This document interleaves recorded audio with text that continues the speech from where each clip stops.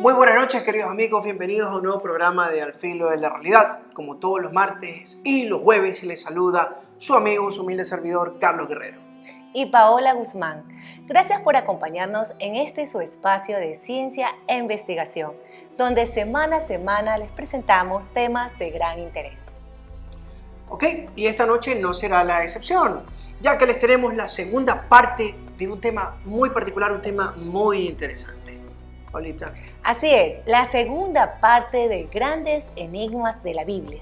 Pero antes que nada, les queremos enviar un fuerte abrazo a quienes semana a semana nos acompañan alrededor del globo. Sí, a todos nuestros amigos, no se olviden de seguirnos en las redes y darnos like. Estamos como alfilodelarrealidad.es en YouTube, Instagram y Facebook. Así es, queridos televidentes, denle like y escríbanos si desean que topemos algún tema en particular. Bueno, ahora sí arrancamos con el programa de hoy. Grandes enigmas de la Biblia, parte 2. La semana pasada tratamos bastante a fondo el tema de un gran libro, que es la Biblia, pues, y sobre todo dentro de la comparación estaba el libro de Enoc, un documento extirpado de la Biblia con muchísima información en el mundo antiguo, esa información que, por cierto, está corroborada con otros grandes libros. El primero, los del Pentateuco, el libro del Génesis, donde aparece este patriarca de la Biblia. Enoc nos habló del tiempo antes del diluvio, de los famosos vigilantes o ángeles, de la unión de estos con las mujeres terrestres y de ahí que salieron los gigantes o nefelín. Y así pues la tierra se llenó de maldad y ¿qué le siguió? Vino el gran diluvio universal que mandó Dios. Antes de eso, Enoc describió, cómo fue llevado al gran cielo de los cielos a través del carro del Espíritu, lo que muchos piensan que fue una nave espacial, una nave nodriza.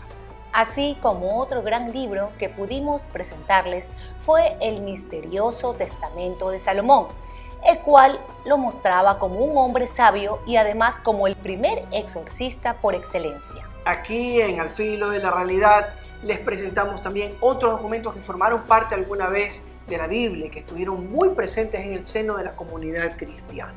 Al igual que otras historias que deben revisarse con mucha atención, vamos con la primera. La historia de la que para muchos estudiosos fue la primera mujer de Adán antes que Eva. Vamos a conocer más sobre Lilith a continuación. Esta enigmática mujer llamada Lilith, o en sumerio Lilithut, es una figura legendaria de la mitología sumeria, mesopotámica, entiéndase, Acadia, Asiria, entre otros, y que aparece también en el folclore demonológico judaico, judío. Pero, ¿cuál es su historia?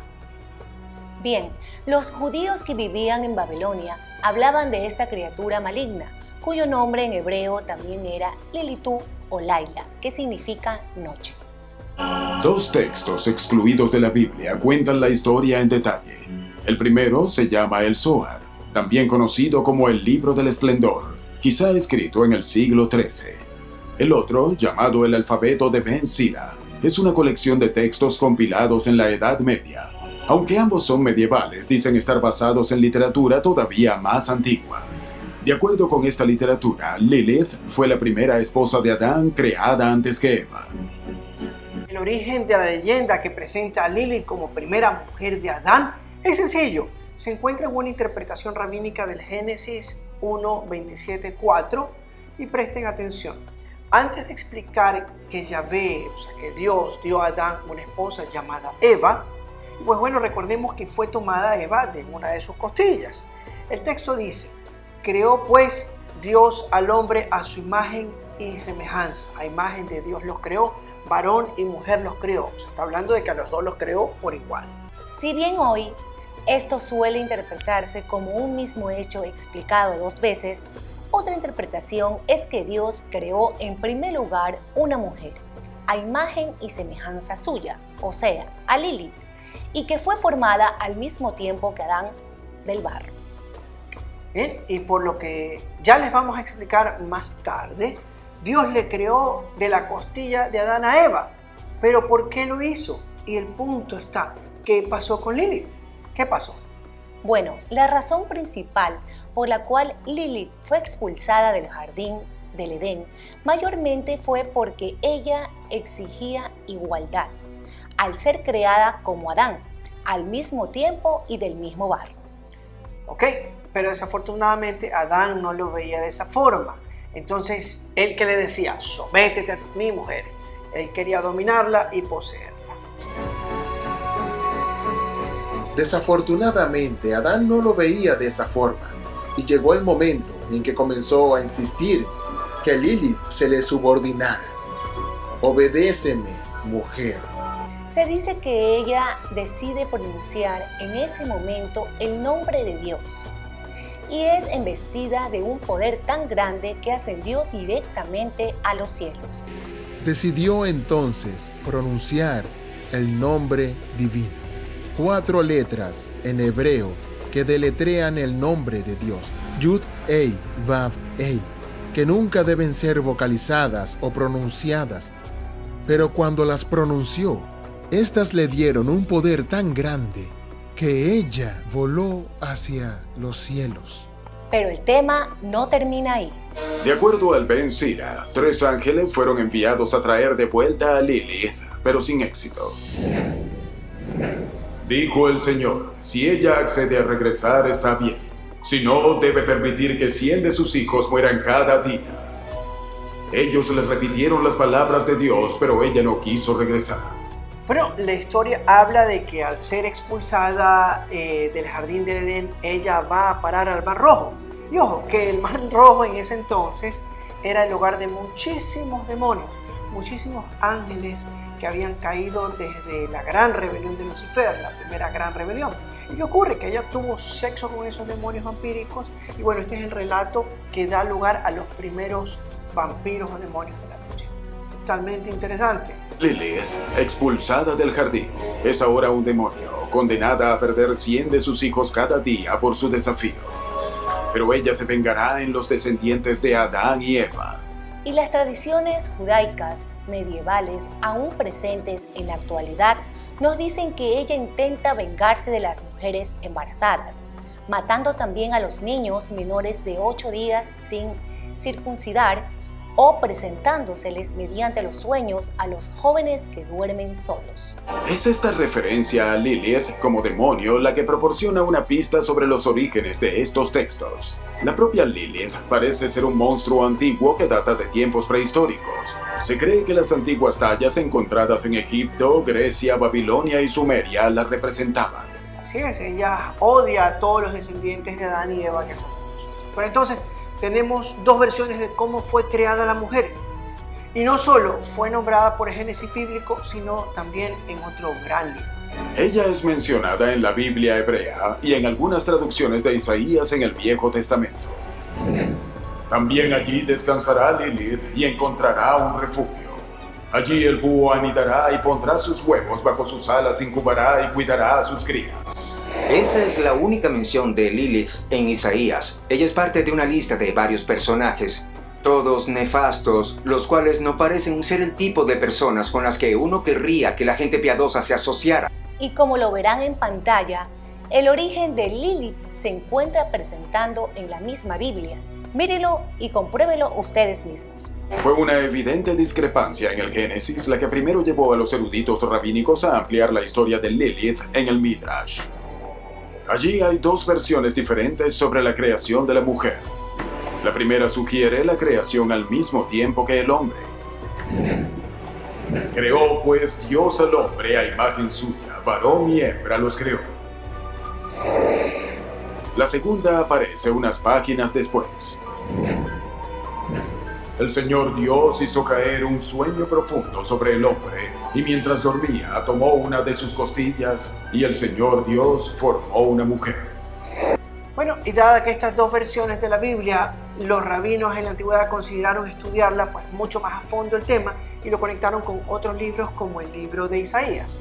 En resumen, tenemos aquí a una segunda mujer, una que fue creada al igual que Adán, del mismo barro. Y si bien es cierto, nunca tuvieron una buena relación Adán con Lilith, y al exigir igualdad ante Dios, pues bueno, y no ser atendida a su petición, ella se rebela, como ya lo repetimos hace un instante, y es luego expulsada del jardín del Edén. Como ya lo mencionamos, ella fue a parar a orillas del Mar Rojo, donde se encuentra con demonios que habitaban esos lugares. Desde la rebelión de Lucifer, que fueron expulsados cuando aún eran ángeles. La historia es muy compleja y ella se entregó a la lujuria con estos demonios y de su unión, como ya lo dije, salieron los primeros demonios vampíricos, demonios de la noche. Por eso le dicen Lilith o Laila, la de la noche, flanqueada por lechuzas. Bueno, y todo según las dos citas de diferentes libros. El Génesis sobre la creación de la mujer. Además de estos dos textos que se cree fueron excluidos de la Biblia y cuentan la historia de Lilith en detalle, como lo son el Zohar, mejor conocido como el Libro del Esplendor, y el Alfabeto de Ben Sira. Ok, tremenda la historia de Lilith, pero ahora vamos con otro interesante relato bíblico, uno que también nos pone a pensar, uno que nos pone en la actualidad a decir, wow, ¿qué es esto? Y continuamos con otro fascinante tema. ¿Existen realmente los zombies? En programas anteriores explicamos muy a fondo la idea de qué es lo que son, ¿no? Su origen, el folclore, sus diversas teorías de cómo se forman y lo que los gobiernos del mundo tienen como plan de contingencia en caso de un posible apocalipsis zombie. Pero ¿qué tal si le decimos que estas mismas criaturas han sido nombradas en la Biblia en más de una ocasión? Aunque parezca descabellada la idea y a la ciencia pues se muestre como que está en contra del escenario, existen en la Biblia diversos pasajes en los que muchos encuentran una advertencia, una profecía que es relativa al apocalipsis zombie. Presten atención. Empezamos con la primera y está en el libro de Isaías capítulo 28, versículo 18-19, donde presten atención a su mensaje de forma puntual. Ok, voy a ser totalmente puntual y la voy a leer. En el 18 dice, terminado el pacto de ustedes con la muerte, su convenio con el Seol no quedará en pie. Cuando pase el azote abrumador, ustedes serán pisados por él. Y continúa, cuántas veces pase él los arrebatará, porque pasará mañana tras mañana y de día y de noche, y será terrible el espanto, y será terrible comprender el mensaje. Para entender mejor el libro de Isaías, primero el Seol se trata de un lugar de tormento, una fosa común para la humanidad, una región donde están los muertos, una especie de infierno según el folclore judío. ¿Ok? Nos da a entender de que los muertos se despertarán de ese sueño para deambular nuevamente sobre la tierra y dice que de forma aplastante, despojando a la humanidad de sus pertenencias y de sus ciudades. O sea, va a ser algo masivo, es un escenario de horror para quienes logren poder contemplar esto. Vamos ahora con el libro de Mateo, capítulo 27, versículos 52-53, a ver qué nos dice. Ok, el 52 ya es mucho más revelador y dice puntualmente, y los sepulcros se abrieron y los cuerpos de muchos que habían muerto resucitaron. Pero el tema no termina ahí. Esto es Biblia pura, señores. Y salieron de los sepulcros después de la resurrección de Jesús y entraron en la ciudad santa y se aparecieron a muchos. Entramos en un tema de fe, un tema de religión, pero el que muchos muertos se levanten y regresen de su sepulcro es algo muy tanto difícil de procesar. Y según esta profecía, los muertos entrarían a Jerusalén a la vista de todo el mundo. Y como decíamos, la Biblia es más puntual. Dice, esta será la plaga con que el Señor herirá a todos los pueblos que han hecho guerra contra Jerusalén. Se pudrirán sus carnes estando ellos aún de pie, y se pudrirán sus ojos y en sus cuencas, y su lengua se pudrirá en su boca. Una descripción como los zombies en la actualidad. Aquí la Biblia es más clara. Ya nos podemos imaginar la figura de una persona transformada en zombie, y lo dice, por causa de una plaga. Pero continuemos con Zacarías. Y acontecerá que aquel día habrá entre ellos un gran pánico del Señor, y cada uno agarrará la mano de su prójimo, y la mano de uso se levantará contra la mano de su prójimo. Caos y desesperación, y esto que acabamos de ver es bíblico. Pero vamos con la siguiente, Isaías capítulo 26, versículo 19-20. Es muy claro el capítulo 19 y aquí es donde la cosa se pone totalmente que cambió de color. Dice, tus muertos se levantarán, sus cadáveres se levantarán, moradores del polvo despierten y de gritos de júbilo, porque tu rocío es como el rocío del alba y la tierra echará a los muertos. El 20 dice, ven pueblo mío, entra en tus aposentos, cierra tras de ti las puertas y escóndete por corto tiempo, hasta que pase la ira. Muy revelador este pasaje y sobre todo muy aterrador, pues describe con exactitud el escenario de un apocalipsis zombie, desde el levantamiento de los muertos hasta el terror de todas las personas que presencian tales escenas. Pero vamos con una mención bíblica más. Apocalipsis capítulo 9, versículo 6. Somos claros al decir y puntuales. En aquellos días los hombres buscarán la muerte y no la hallarán, y ansiarán morir, pero la muerte huirá de ellos. Este versículo es sumamente inquietante y es del libro del Apocalipsis, el último libro de la Biblia, y es el que vaticina el fin de este mundo, el fin de este sistema de cosas. ¿Cómo la ven? En nuestra reflexión no hace falta imaginar mucho, pues la Biblia es bien clara al situar un amanecer de los muertos, levantándose como una plaga que va a causar el terror en la humanidad, donde seremos testigos de escenarios sangrientos, donde el mismo Dios nos envía a cerrar la puerta y escondernos. Zombies en la Biblia, muy interesante, pero no es lo único que permanece como un misterio, como una intriga, como un enigma en la Biblia. Aunque creemos que la Biblia es un documento claro y el cual respetamos muchísimo, muchas cosas en sus páginas no nos dejan de sorprender aún el día de hoy. Pero ¿qué tal si les contamos que en las páginas de la Biblia también se encuentran relatos de nada menos que viajes en el tiempo? Les presentamos el caso de Abimelech, descrito en el libro de Jeremías capítulo 7. Bueno, y este tema es muy interesante, pues para el mundo de la ufología se trata claramente de un viaje en el tiempo en el libro de Jeremías. Y es que este estaba preocupado por el muchacho etíope que era Abimelech, y este pues era un sirviente, al igual que Jeremías, de Dios. Y bueno, él acude al Altísimo a pedirle ayuda, a pedirle que por favor lo proteja. Al no desear Jeremías que Abimelech presencia la destrucción de Jerusalén, él le ruega al Señor y Dios le contesta, envíalo a la viña de Agripa y a la sombra del monte yo le protegeré hasta que yo haga que el pueblo retorne a la ciudad. Ok, lo interesante es que la primera hora, Jeremías lo envía a Abimelech a recoger unos higos de la colina de Agripa, con un sol ardiente sobre su cabeza que, pues bueno, lo tenía insolado al pobre muchacho. Y este se recuesta debajo de un árbol a descansar un ratito. Y lo interesante es que él se sentía pues con la cabeza pesada, que le hormigueaba el cuerpo, se sentía raro en su densidad, en su piel, era algo totalmente diferente. De regreso, al llegar a Jerusalén, el muchacho pensó que se había equivocado de camino y que ese no era su ciudad, más aún cuando vio extraños soldados en ella.